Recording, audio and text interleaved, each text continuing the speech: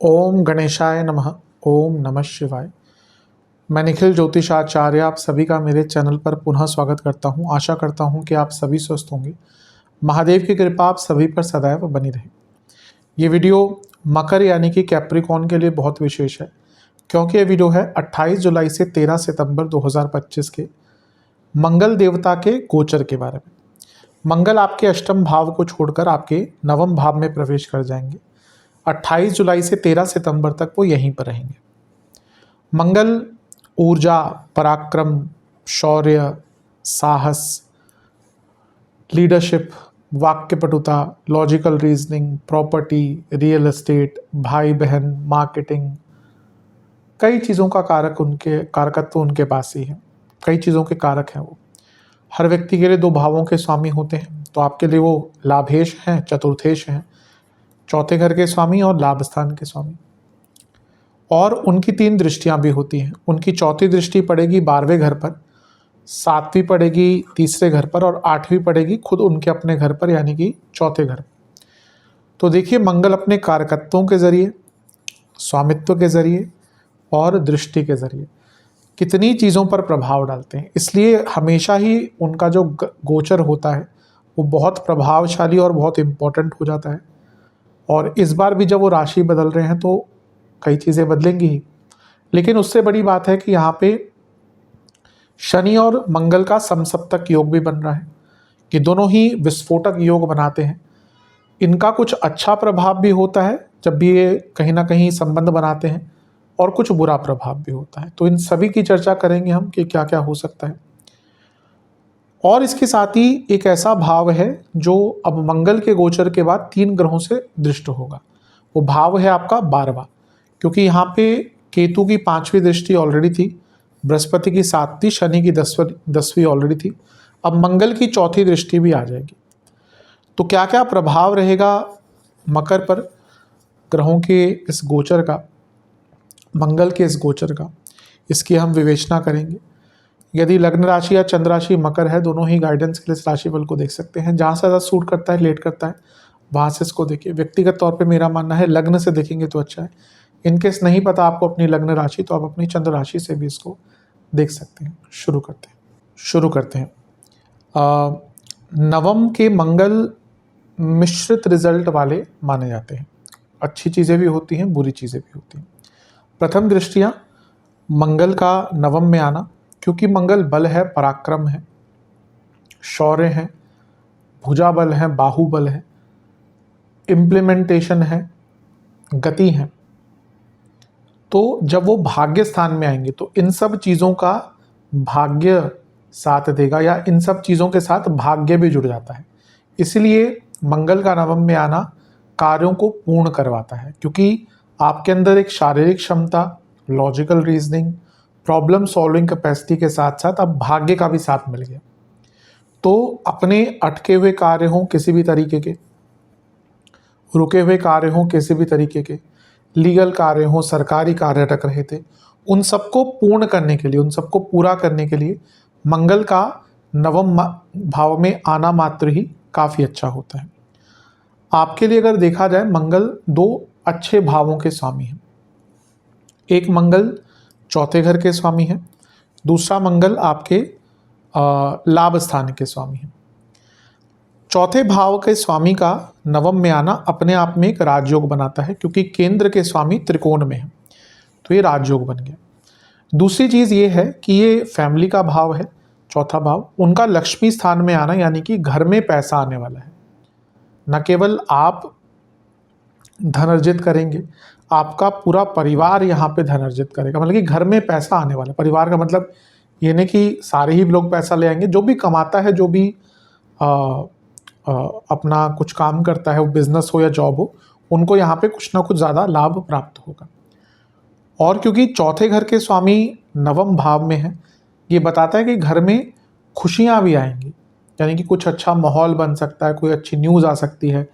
किसी चीज़ का पूरे परिवार की तरह, या पूरा परिवार वेट कर रहा था, कुछ चीज़ें डिले हो रही थी जिसका प्रभाव पूरे परिवार पर पड़ रहा था, तो वो चीज़ें भी यहाँ पर घटित हो सकती हैं, यानी कि वो जिस चीज़ का वेट आप बहुत टाइम से कर रहे थे एज अ फैमिली, वो कार्य आपके यहाँ पर पूर्ण हो सकते हैं।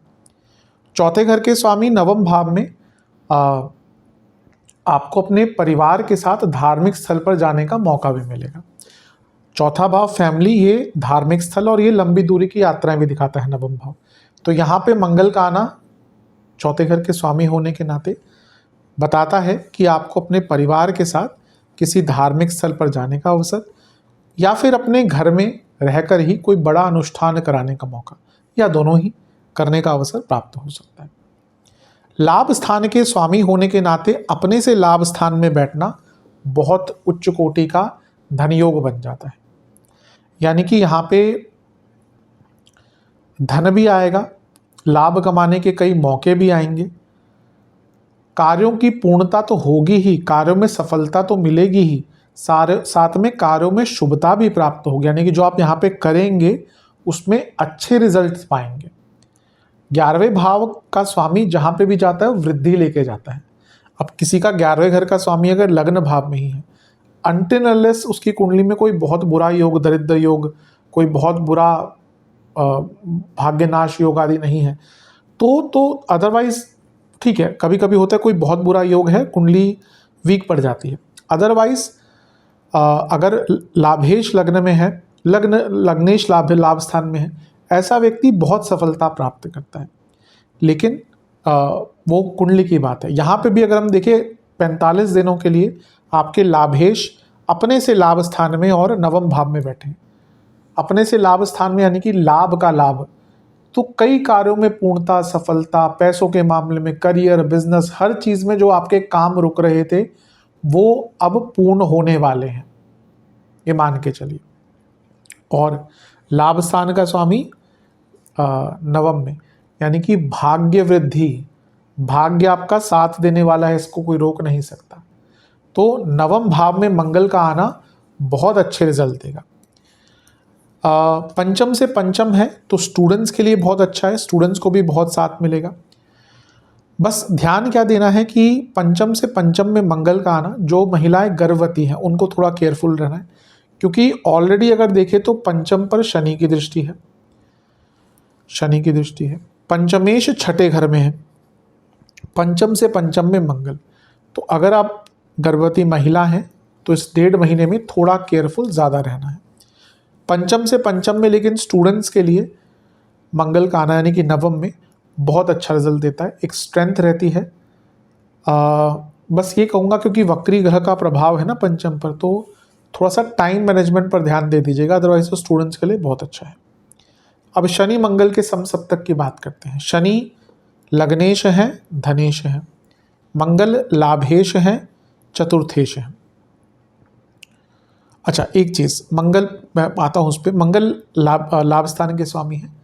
लाभ स्थान एसेट्स का भाव भी होता है, तो उनका अपने से 11वें में और त्रिकोण में आना एसेट्स की वृद्धि भी दिखाता है। अब मंगल लाभेश हैं, शनि धनेश हैं, उनका समसप्तक योग साफ बताता है धन की वृद्धि होने वाली है, धन की वृद्धि होकर रहेगी। वक्री शनि यानी कि कोई पैसा फंसा हुआ था वो भी वापस आएगा, और वक्री शनि जो अष्टम से सप्तम के स्वामी हैं, यानी कि पैतृक संपत्ति का भी कुछ वाद विवाद चल रहा था वो भी सॉल्व हो जाएगा।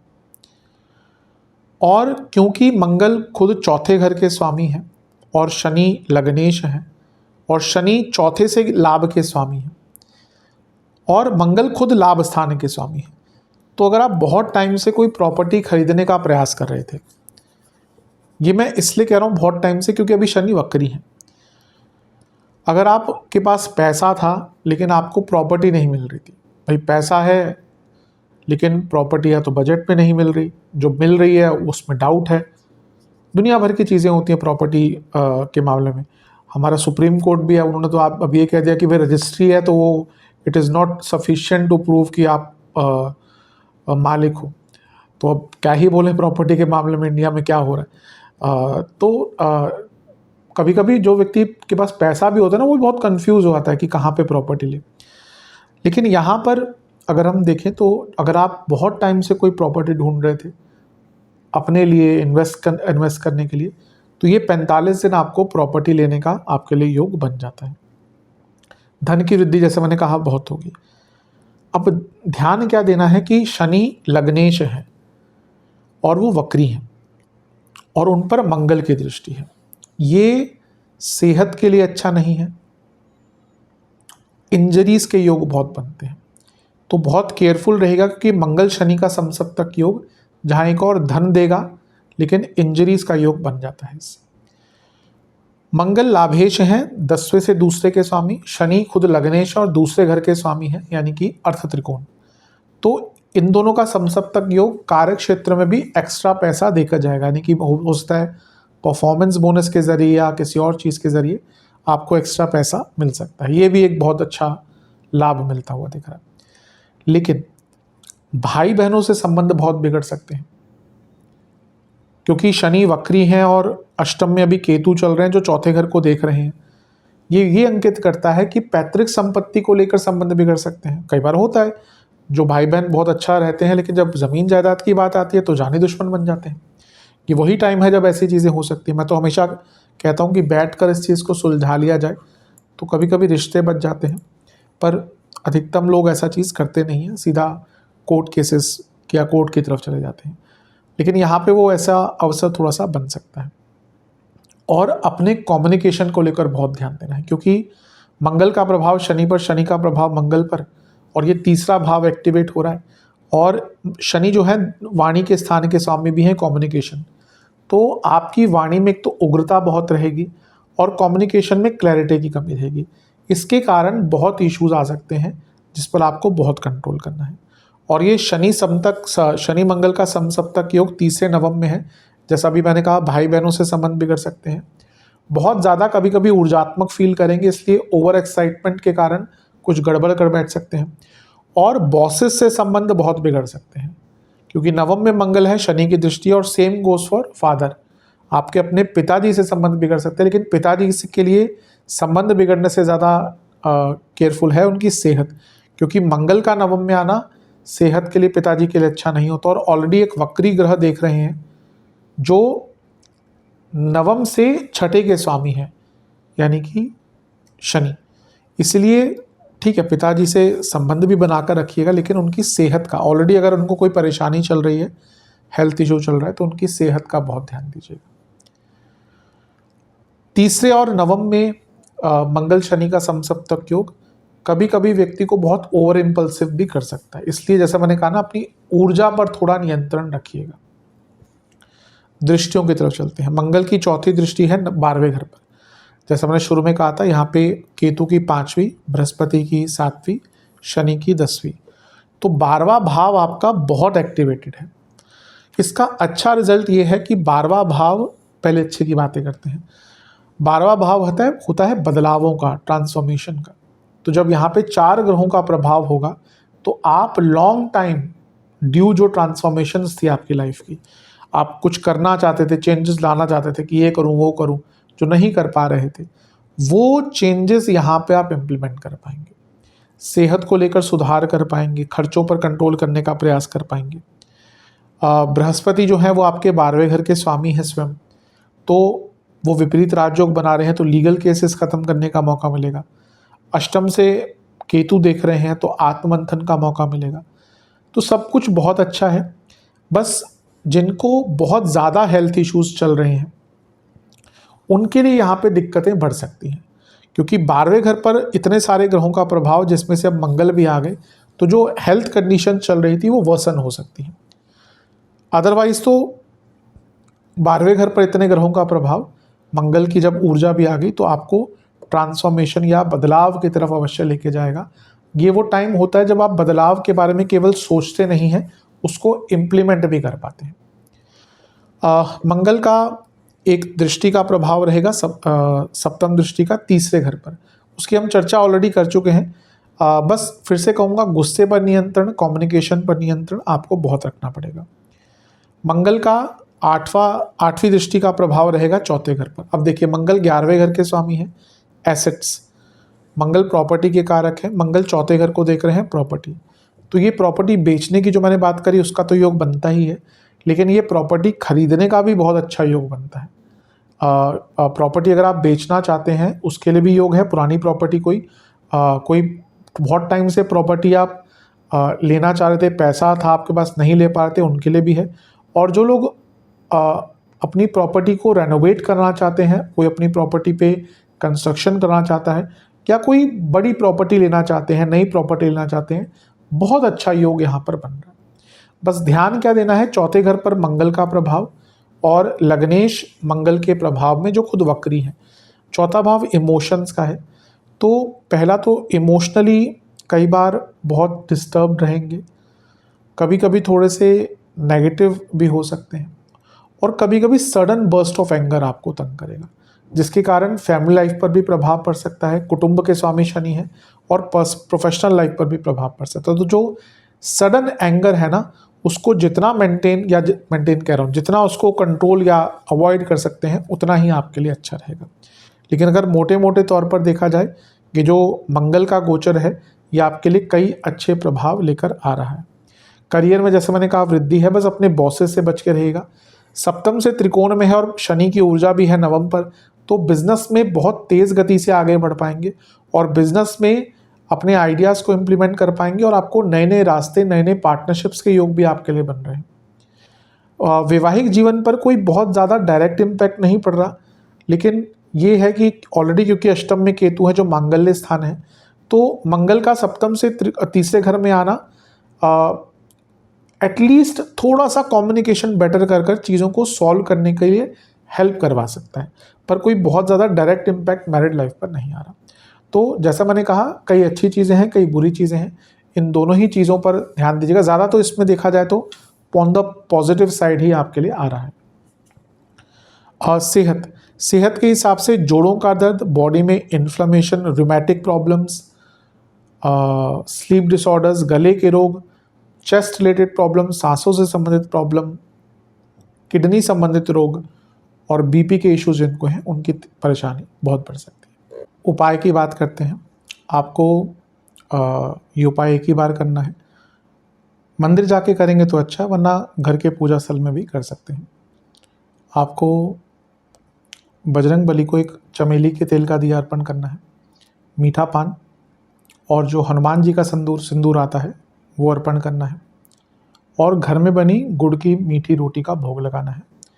फिर वहीं पर बैठकर ओम हनुमते नमः मंत्र का 108 बार जाप करना है और ओम भूमि सुताय नमः मंत्र का 108 बार जाप करना है। ओम भूमि सुताय नमः जो मंत्र है ये मंगल देवता का है। ये उपाय करेंगे अवश्य आपको बहुत लाभ मिलेगा। दोनों मंत्रों का 108 बार जाप करना है। आशा करता हूँ वीडियो काम आएगी। चैनल पर नए हैं सब्सक्राइब कीजिए, वीडियो को लाइक कीजिए। मिलता हूँ आप सभी से मैं अगली वीडियो में, तब तक के लिए ओम नमः शिवाय।